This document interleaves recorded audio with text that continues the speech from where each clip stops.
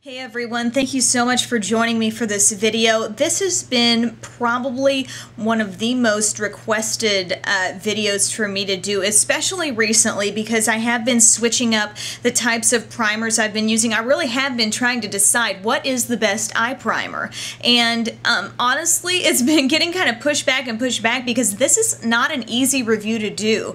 It's not like I'm pulling out a great lip gloss and telling you how pretty the color is or how bright and pigmented a certain shadow is.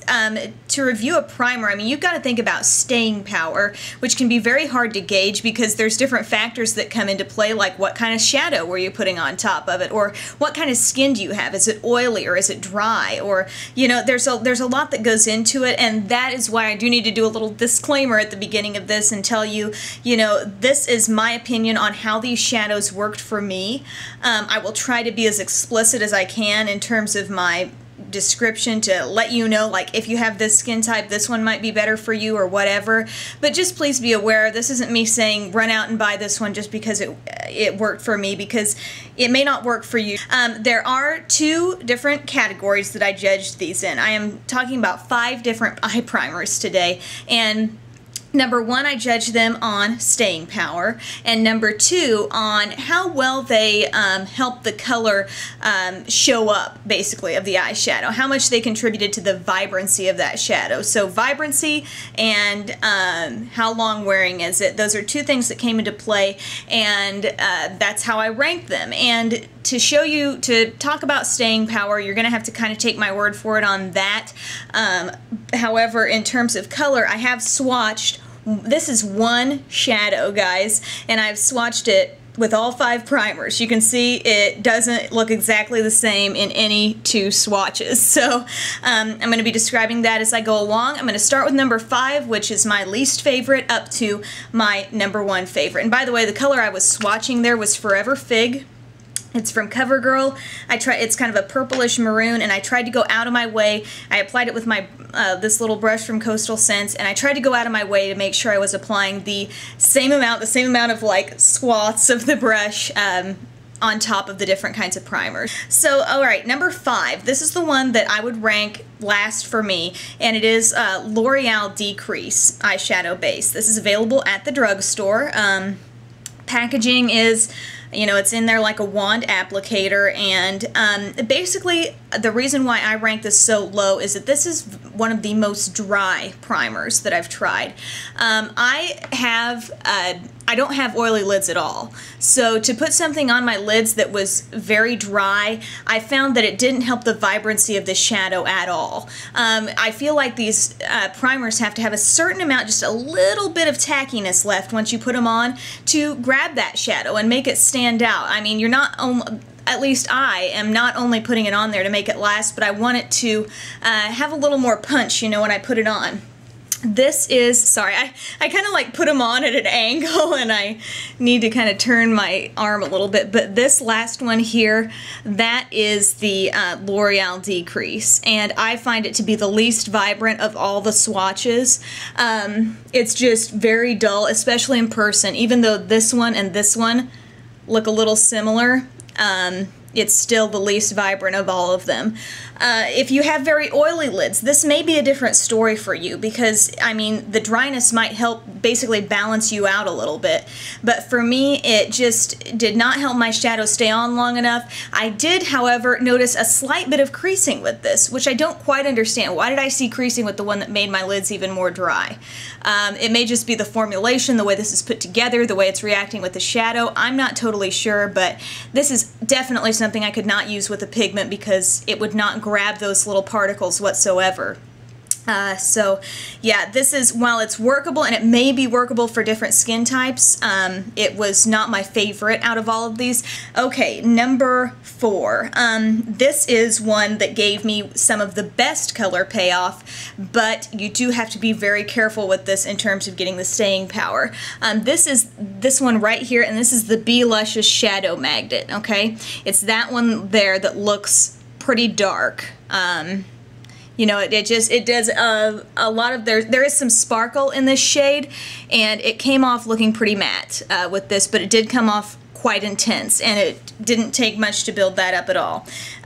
So this product is in a little sort of shallow pot here, and this is the Be Luscious Shadow Magnet in Light. I use this a lot with pigments because this is the primer that remains the stickiest on your lid, okay? Even if you rub it in, it's still going to have a certain amount of tackiness when you take your finger away from it, okay? It's going to almost cling there a little bit. So this is great for getting instant color. However, you have to be so careful with this to not make it crease, because it remains so tacky that it doesn't necessarily work well for staying power, okay? If you are doing like a one-time thing, like maybe you have a quick photo shoot, or you just want your eyes maybe just for, yeah, like a certain picture or one certain quick event that you don't think you're going to require a lot of touch-ups for, or something like that, if that's what you're looking for, this will give you a great look. I mean, the appearance of your shadow will be outstanding. However, you have to use such a thin layer if you want staying power out of this, and that's difficult. I mean, it's difficult to sort of control it, and I mean, the more you work it up into the crease, the more problems you might have with this. You want to keep it contained to your lid, in my experience, and sometimes you want primer in your crease because that's, you know, you want to prevent the creasing, and you put that nice little layer all over your eye. So that's the reason why this is number 4, is because yes, while it does give you great color, it does not give enough of the staying power for me to make that a number 1 pick. Number 3, I was asked so much about this in my last tutorial video. This is the e.l.f. Mineral Eyeshadow Primer. Okay, this is this one on my arm. It's not maybe the most vibrant in terms of bringing out the color of this shadow. However, the staying power, I used it under what I have on my eyes today, and I really think that it stayed quite well. I was outside all day in pretty hot conditions doing my story at a winery today, and I really felt like it helped this shadow hold up. It's not greasy. It does leave behind a teeny, very small amount of tackiness, but it's not overboard, nowhere near what the Be Luscious stuff is. But it doesn't necessarily bring out the best in your shadow. You have to work a little harder still to get your shadow to show up how you want it to on top of this. But like I said, I can't argue about the staying power of this. If you're looking for an inexpensive eye primer, I think this is one of the best you're going to do. The next 2 that I'm going to tell you about are a little more expensive. I've never tried Urban Decay Primer Potion, by the way, so take that out of this equation, because that's, I maybe, you know, would throw this back into the review if I had tried it, but I haven't. But this e.l.f. Mineral Eyeshadow Primer, for low-cost alternatives, this is probably one of the better ones. But like I said, I don't feel like it gave me quite the color intensity. Not that you couldn't get it by building it up, but I just wanted to show you what these did on a consistent, using the same amount on each color. So as you can see, it's not maybe the most bold application, but if you want something to try in your next e.l.f. order, this is not expensive. This is just, it's under the mineral line, and it is $3. Had to check the computer there, but not bad. Seriously, I've been pretty impressed with how that's worked out. Okay, number 2 is from Mary Kay. It's the Mary Kay Signature Eye Primer. If you've been with me watching my videos since the beginning, this was what I started out using, and this is really good, guys. While a lot of primers come out beige, this one actually comes out white, and it maintains a little bit of stickiness when you put it on, not tons, but a little bit, and it gave me really nice color payoff with this shade.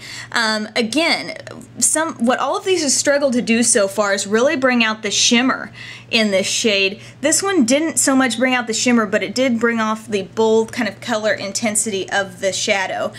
This is great. This wears quite long. I have noticed extremely minor creasing with this, but seriously, to make it through the average day, like your work day, I mean, this is going to get you through that no problem. Once again, I have dry eyelids. They don't get oily really throughout the day. This has worked well for me. It does leave just enough tackiness for you to put your shadow on and for it to stand out. Now, there is one primer that has managed to bring out the true color of the shadow. Bring out the color of this shadow as it appears. Get a good look.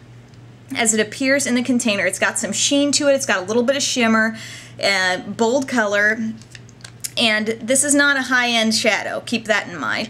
This primer was able to bring the most out of that shadow, and I have never had a issue with this creasing on me. I've heard some people say that with Too Faced Shadow Insurance, that's the one I'm talking about, that it's been a little too, like there's too much moisture in the formula. For me, there's not. I feel like it's worked just fine. I feel like it's maintained my shadow. It leaves behind the slightest bit of tackiness. It's kind of like the Mary Kay in that way. Just enough, but not too much. I really stand by that. And it has, I mean, I've gone through days where I've had stories out in the heat, and I don't have to worry about this one bit. You know, going out for a night, if you're dancing or something like that, I have not had problems with this. I can't complain. It is expensive, so you are going to pay for that kind of quality, but look at what it did for this shade. It not only brought out the vibrancy of that, but like I said, there was some sheen. There was a little sparkle to that color, and this made it look like its truest form, this shadow. All of these kind of changed the way it looked, but this one really, I mean, I feel like it stands above and beyond what the others did in terms of making it look like its true color. So you've got to give props to a shadow primer that can take even a very inexpensive shadow and make it look just like it should in the package. Even, you know, cheap shadows can look awesome in the packaging, but they don't always look great on your eye. And so just keep that in mind, that though you are paying, you know, some extra money for this, this may extend some of your shadow, the wear of some of your shadows and the quality of it on your eye. So anyway, that is my little recap here. Again, this is L'Oreal Decrease. This is Be Luscious Shadow Magnet. This is the e.l.f. Mineral Eye Primer. This is Mary Kay Signature Eye Primer, and that's Too Faced Shadow Insurance. Those are my top 5. Again, I've not tried Urban Decay Primer Potion. As soon as I try that, once I use some of this stuff up, I will, you know, report back on that. But again, that's the way those all ranked for me. These all have their strong points, but I feel like they all, you know, do have some ways that they can improve. Except for me, Too Faced Shadow Insurance has been great. I will tell you about my top 3. The e.l.f., the Mary Kay, and this one are all very, very similar in terms of staying power. So if that's what you're looking for, I think you got some good picks out there. So thank you guys so much for watching this video. I'm sorry if I get long-winded. Like I said, this is one of the most difficult reviews that I've had to do, comparing so many different products and really trying to distinguish between them. So thanks so much for taking the time to watch, and have a great day.